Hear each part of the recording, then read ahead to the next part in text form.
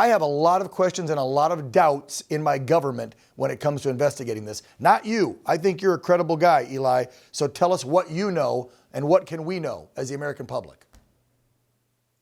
Well, thanks, Dan. I appreciate it. We've learned a lot of things. We've talked about, we've found out early on in this investigation that Director Cheeto was lying to us about the roofs, saying that they were too steep for anybody to get on.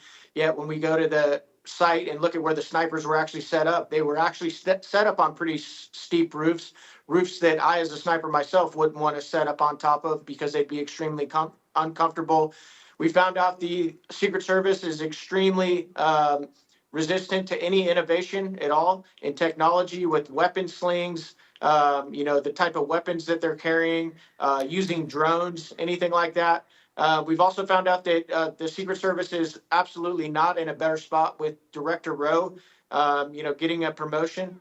And we've also, like you just played, we found out that these weren't pipe bombs at all. These were actually bombs built out of ammo cans. So we found out a lot in this investigation. I know that there's a lot more questions, and I think the American people, myself included, have every reason to be skeptical, of the official narrative, if you want to call it that. Yes, I would say that is because, right now they're saying, well, we don't think there was a third party involved. And I'm not saying another shooter. I'm saying someone that assisted this young man because we can't find any digital footprint of him.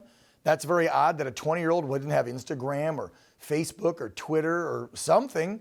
That he had 3 encrypted offshore accounts. And then you just told us made some pretty sophisticated bombs, had a very nice equipped AR-15.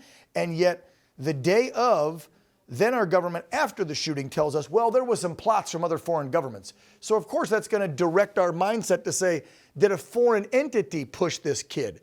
But does that also take our mindset away from, could it have been our government or governmental agencies that helped assist this kid?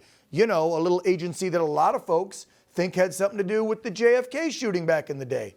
I don't know, starts with a C, ends with an A. Yeah, Dan, a lot of questions there. I would err, my spidey senses tend to lead me towards our own government just based on everything I've seen our federal government here in the last couple of years.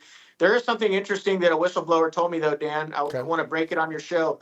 I believe it was his cousin who he worked with called in sick to work that day, and so that's another lead that I want to go down to see if he had any part in what Thomas Crooks was up to that day. So we still have a lot of questions. I appreciate the opportunity to come on and talk about this investigation, the parallel investigation that we're doing, and we'll keep after it, Dan.